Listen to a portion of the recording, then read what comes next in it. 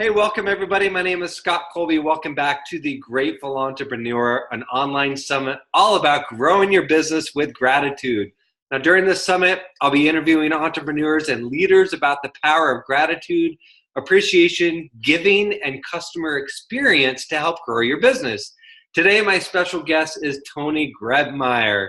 Tony launched his first online business in Silicon Valley, a web traffic and marketing company which eventually turned into his first supplement company in 2001. He went on to build his second supplement company, Ship Offers, which he still runs today. He founded that with two of his childhood best friends, Doug Roberts and Gil Gernstein. Now, 16 years later, Ship Offers is an 8-figure business, has been in the Inc. 5000 company for the past 4 years in a row. The journey to self-fulfillment wasn't easy for Tony. He almost lost it all in 2008 after years of struggling with drug and alcohol addiction, facing the near destruction of his marriage and the sad realization that he was negatively affecting his children's lives. Tony made the decision that year to get sober, and he's been sober ever since. As he got clean, he also became clear about his vision to help others find their passion and achieve more. He's also a host of the Be Fulfilled show, where he reveals the real stories behind success. You can find out more information about Tony over at tonygrebmeier.com. Tony, how are you? Welcome. Man, I'm awesome. I love it. I know that guy. That guy is actually pretty cool. Yeah, you're describing somebody. Thank you, Scott. Honored to be here with you, man. I'm looking forward to it. As somebody I'm honored in the gratitude mindset, right? First and foremost. But when I think about say it with gratitude and paying it forward, your cards are around me. Your ideas pop into my mind, from your T-shirts to just kind of your giving spirit. So when you asked me, would I be available or would I love to, it was a immediate yes. Where a lot of my life now is a pause. What am I saying yes to? With you, I already know what I'm saying yes to. It's going to be awesome. And you told me before we started recording, my picture's on the wall there, which I'm honored. It is. It's over there. I'm honored to make the wall of fame of the Ship Offers office. And Tony, I was introduced to you by a mutual friend, Greg Hickman. So it's just been great getting to know you over these past about year and a half or almost 2 years now. I couldn't believe when the Destroying Excuses live event memories from over a year ago now popped up. And gosh, that year goes by quickly. So it's been great to get to know you. You have a giving spirit, and we're going to talk about that. But I want to, when Greg introduced us, he's like, you got to meet this guy, Tony G. He's all about gratitude. I'm like, all right, I'm in. When did gratitude become such an important part of your personal life, and how has it helped your business? I love that. I think you read a little bit about that in the bio. 10 years ago, it wasn't that I didn't have any gratitude. It just wasn't, I wasn't mindful around anything. I thought my world was coming to a crash. Everything in my life was literally imploding, and I didn't know how I was going to find myself in any other bucket. And you talked a little bit about how my drugs and alcohol addiction got me to the point of pushing myself to the edge and wanting to commit suicide. And in that context of that conversation, I received a knock on the door from my dear friend. You can barely see him. He's right there, John. Yeah. And John attended that live event as well. And in that moment, John told me something that was so impactful, that has literally affected great change in my life, which was my life had no meaning and no purpose at that time. But what he told me is that my life did have meaning and purpose, and kind of through this process to discover what that looked like. And so I've been on a self-discovery of kind of figuring out how I can use this purpose that I've been given, which is another day, start today as a beginner. That's something that's been super helpful for me, is to begin each day I'm ready to be taught, that I don't have to go out there and try to tell everybody everything that I believe. Just show up as a beginner and be teachable. And so that kind of almost 10 years of kind of living this one day at a time kind of mindset has really allowed me to receive the great gifts that the universe has for me.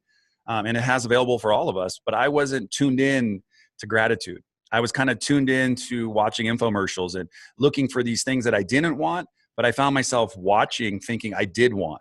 And I wasn't doing anything other than just tuning into some wrong channels. And finally, when I turned on Sirius XM and I turned on the right channels and I got rid of all the negative chatter, when I started putting the good stuff into my Vitamix and stopped putting the bad stuff in, when I got rid of the junk food mindset, and I really got into the positivity mindset, and I really started feeding my soul and my body and my mind with good things, everything around me started working.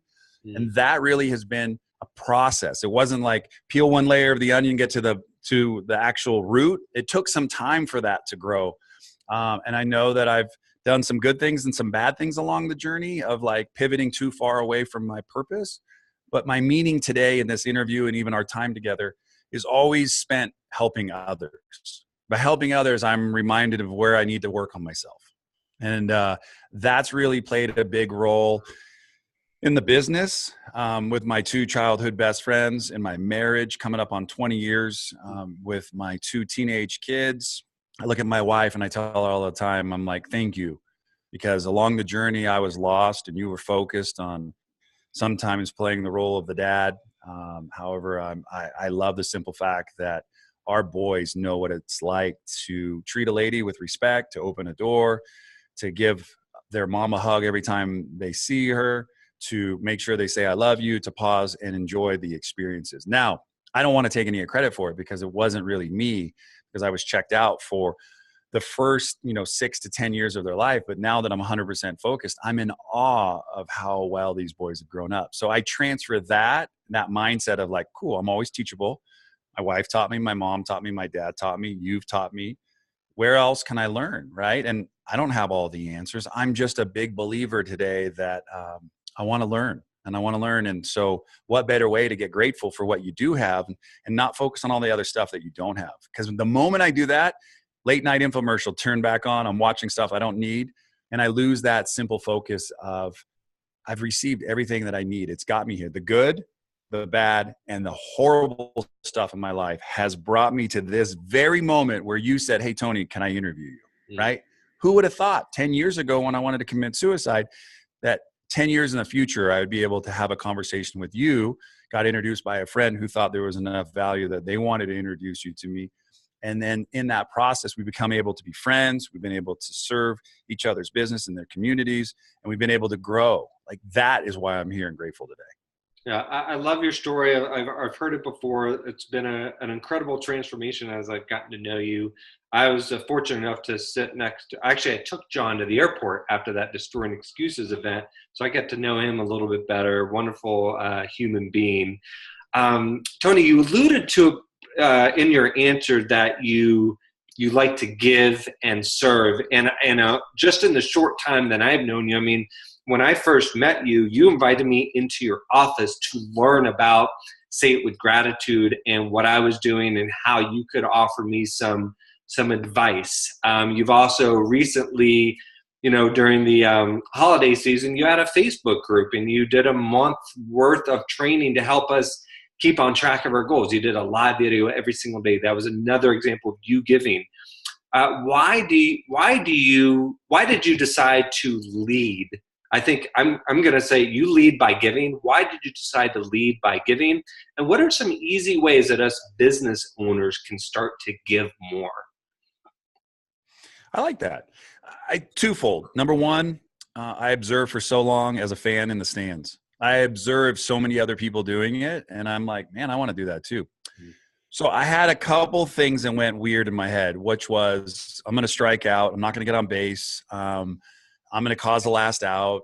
I'm going to get beamed by a pitch. And like all these little like analogies started popping into my head. I said, well, the biggest thing in life is that I'm watching it go by instead of getting into the game. So my whole mantra has been get out of the stands and into the game. No matter if I get beamed, strike out, or get a hit or do something, I'm part of a team, right? And I realized that this whole thing kind of with gratitude for me has really been simple. I chunk it down to I wasn't doing it before and I'm doing it now and my life has got better.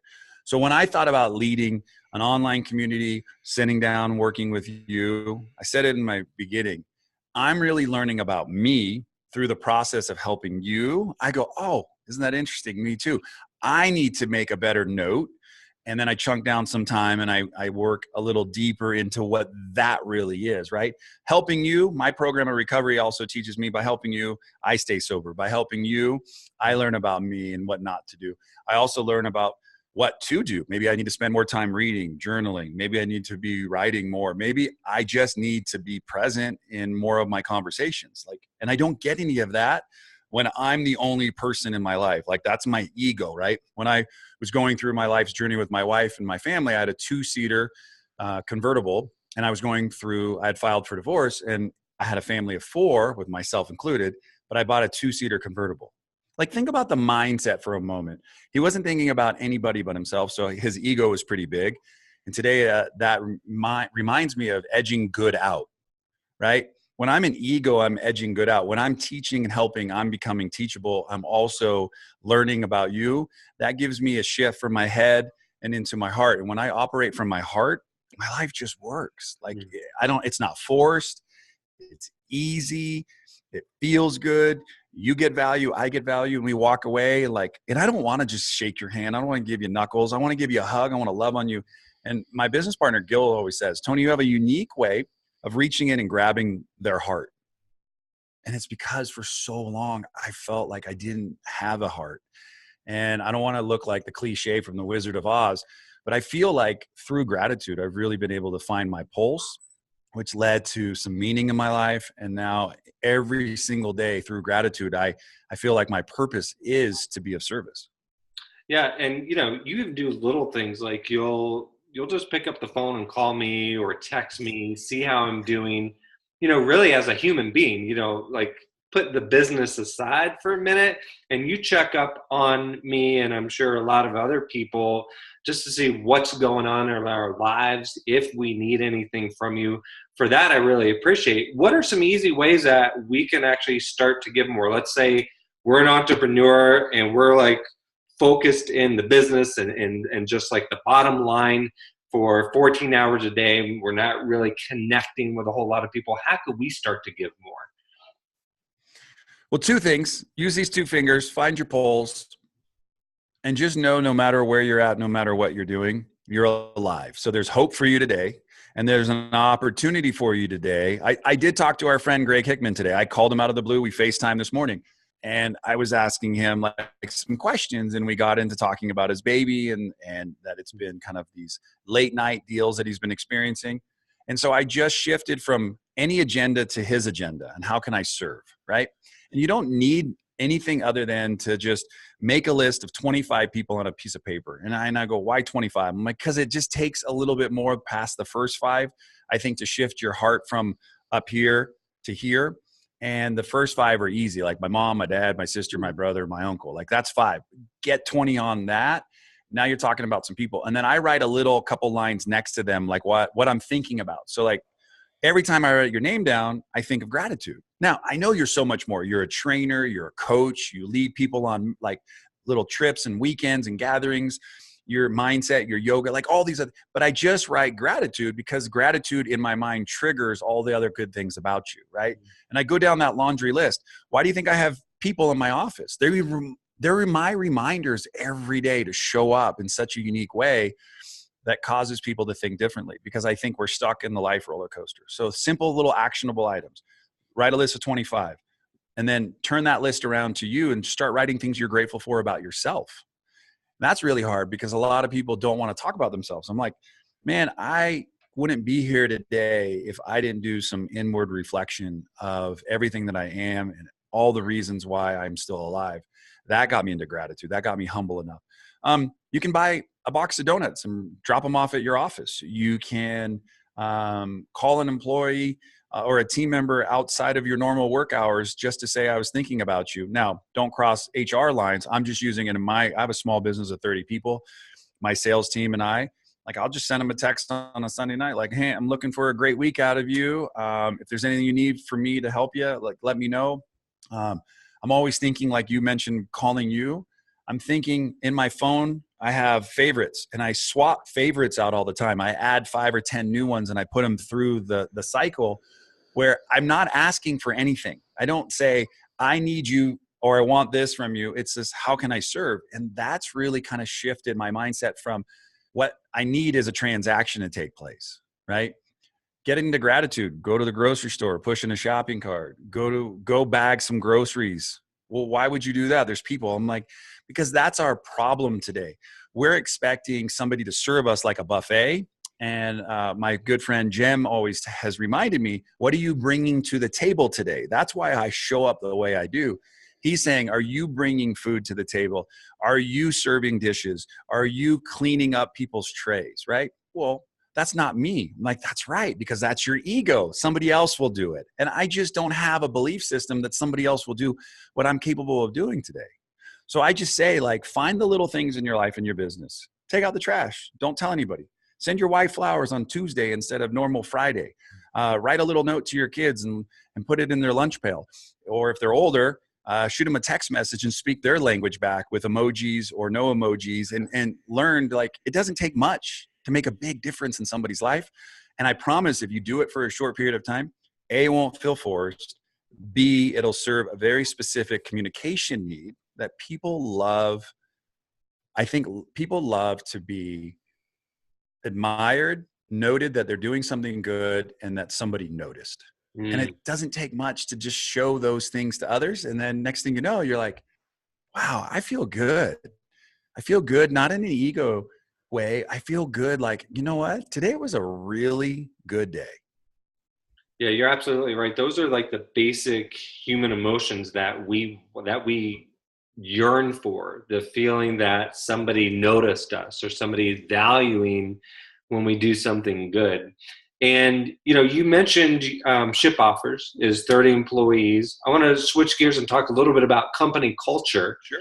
That you've grown at Ship Offer. Because, when I first met you, was in your office, but I was, there to meet with you, and we talked for about an hour, and you showed me around. But I would love to go in a little bit deeper to kind of understand what the company culture is like there.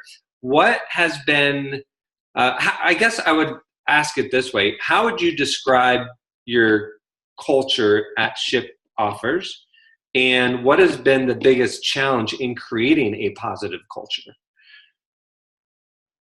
Awesome. Well, I'm not anything without two amazing, gifted, talented partners. They both have a very specific need that they serve. We all do a dynamic job of supporting each other. So one, if you're building a team or you are a part of a team, make sure that you have support of the other executives or other members on your team, and that there's a clear, definitive version of the vision that you're looking to achieve, right? So I don't walk into the office without knowing that we have a mission, we have core values, right? One of our core values is be kind. It's easy. Be kind. It takes you back to like preschool. Be kind to Jeffrey. Don't hit Jeffrey. Like, it's not hard.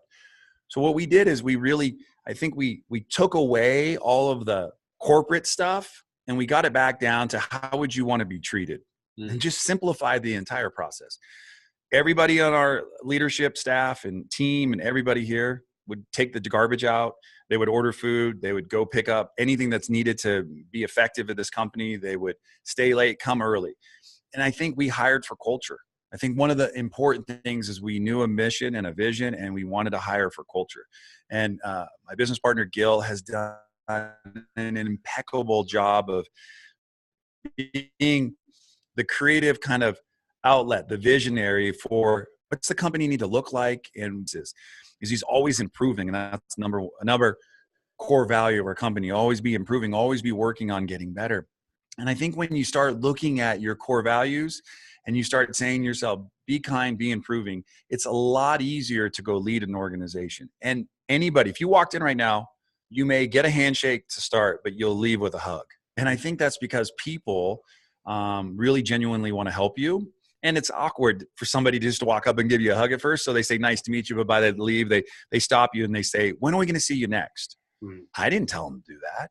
We lead, and other people see the examples, and then they step into that growth because we hired for culture. Now, they've got great resumes and they've come from great experiences. But at the end of the day, I'm wanting to surround our team. And we flipped our org chart around too, which made a huge difference in our business. So many people sit at the top of the pyramid and they're like, hey, look at me. I'm the CEO, or I'm the CFO, or I'm the, COO. And I'm like, no, that's cool. So we flipped our org chart and we put the people up front, up top. And we started loving on them and really saying, what do you need? How can we empower you more? How can we help support you? And then we really bought in with something that I think most companies miss out on. And it's really simple, and I want to share it with you really quick. Most people only care about the transaction of the time that person spends at their office from the morning they come here until the time they leave. I have a personal buy-in on people's dreams, what they want to accomplish. People are having kids, buying homes, getting cars. We're like being invited to weddings, being invited to baby showers. And I think that because, yeah, we're a small, intimate company, but we also have put them up and given them all of the resources and tools. And I lead in such a way that says this: we are a stepping stone for where you want to go in life. If you stay here a week, month, or a year, or 5 years, or 10, or whatever, I want to help get you to that next level. So whatever that looks like, whatever I need to do, ask, and let us pour our love and our time and energy into helping you achieve it. And I think at the end of the day, I'm not just saying it to say it to people. I say it to help people see for themselves that I'm actually holding up a mirror. I'm got pom-poms in my hand, and I'm saying, look, I believe in this person that you see in the mirror. I've got pom-poms to cheer you on, and I'm not going to stop until you get to that next level or that next dream or that next goal, and know that we're here to help you. And it's not about a clock in, clock out relationship. It's about shifting from the head to the heart and helping people to see themselves better than they can see themselves now. And if I asked any of my team to come in right now, stop calling them employees too. I know you want to because it's easy. We start calling them team members, because I wouldn't want somebody to do this. Hey, what's up, boss? And I'd be like, hey, what's up, employee? Yeah. That just sounds weird. But the moment I look at somebody as a person and then I get to know what they're after, it's a lot easier for me to understand them and know, oh, they're having a bad day today. Maybe they just need a donut. Maybe they just need to take a 10, 15-minute walk and just go get some sunshine. Maybe they need to take the rest of the day off and know that their job's completely fine and that they don't have any of this fear about being fired. Maybe they need a hug. And that's really how culture, in our opinion, has really been developed, is that we had a vision. We executed on that vision. We literally had our meeting yesterday with my partners, and we said, what are things that we're grateful for? Let's start highlighting more of the wins on our team versus the things that it's not happening. And then through better leadership and helping people come along on that mission, that we're going to pull more people along than let them stay stagnant. Yeah, I love that. And when you described getting invited to weddings and things like that, it's similar to what I was saying when you call me. You ask me about my personal life and you really want to know how I'm doing as a person. You just talked to Greg Hickman. You want to know about his baby and how's that going. And I love that one of your values is be kind, because I was thinking that when you talked about giving, and it's a common theme of a lot of these interviews that I'm doing, really comes down to being a nice person. And if you do that and you care about others, you can really grow your business. I want to wrap up with this, Tony, because I think it's a nice tie-in. Sure. And it relates to the giving that we talked about, but you've done an amazing job. You do an amazing job building relationships and ultimately a community. I mean, I think that's one of your superpowers, is building relationships in a community. If we want to work on building a strong community like you do, you probably talked some of it with the giving, but what are maybe one or two things that we can do to build a really strong, tight-knit community? Yeah. What are you missing in your life that you want more of? And I think so for me, I love community. Even through my darkness, somebody that I built a relationship with ultimately knocked on my door. So first off, be a really good person. And when you make a mistake, promptly admit it, clean up your mess. So I think one is actually try to be a nice person. And number two, don't do anything because you want something in return. And I think when I really sat down and said, okay, I'm doing a lunch on Friday, and I'm going to be doing them on a regular basis. So whenever this airs, it's going to be perfect, because you're going to, hopefully, if you live in the Denver region, you can catch the next one.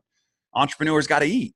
Just going to do something every couple months, bring in a bunch of random people. I know 6 people out of 29 that are showing up on Friday. 6 people out of 29. How does that happen?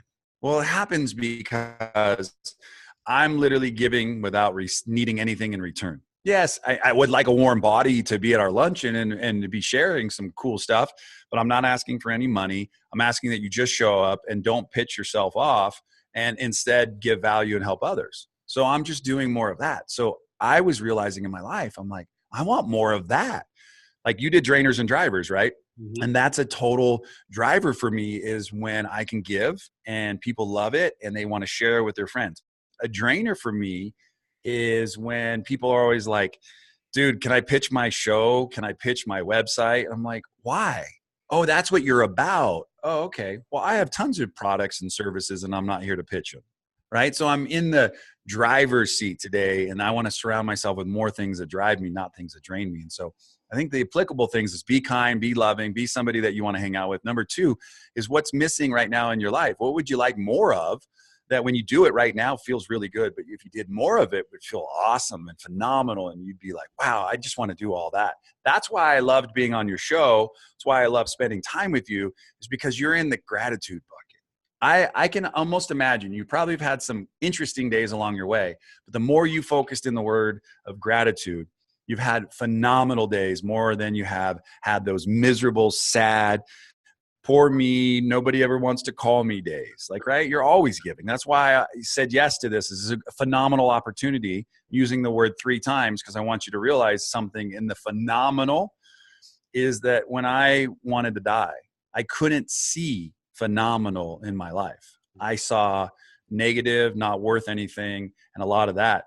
Today, I just choose to live a phenomenal life. And by doing so, that means I should do some pretty amazing things to help people around me get better, because someone knocked on my door to help me get better. And I love it. What the one thing you said I want to kind of summarize is give, but don't really do it because you expect something in return. Really give from the heart because it's something that you absolutely want to do. Yeah. And that's a great way to end here. Tony, so I want to thank you for being on here, of course, but also thank you for being a good friend. You know, yes, you're a good business person, but you're a good human being and a great friend.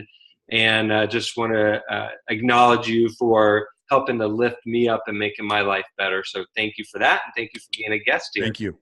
And where can we find out more about you, your podcast, and connect with you on social media if we want to get into your tribe? Sure. Just TonyGrebmeier.com. I think that has everything resource-wise that you need. It can get you to my business. It can get you to the podcast and get you into courses that I run. And at the end of the day, if you need something, that you heard something today that maybe you can use, that you'd like to talk a little deeper about, my life isn't perfect, but I am an open book. Happy to share. You can send me a private message and I'll respond to you. At the end of the day, I'm just here to serve. And so however that shows up, however that is for you, allow me to help you on your journey, because you know what? Somebody helped me on mine. Awesome. Thank you, Tony. Everybody watching, thank you for watching my interview with Tony Grebmeier for the Grateful Entrepreneur Summit. We will see you next time. Bye, everybody.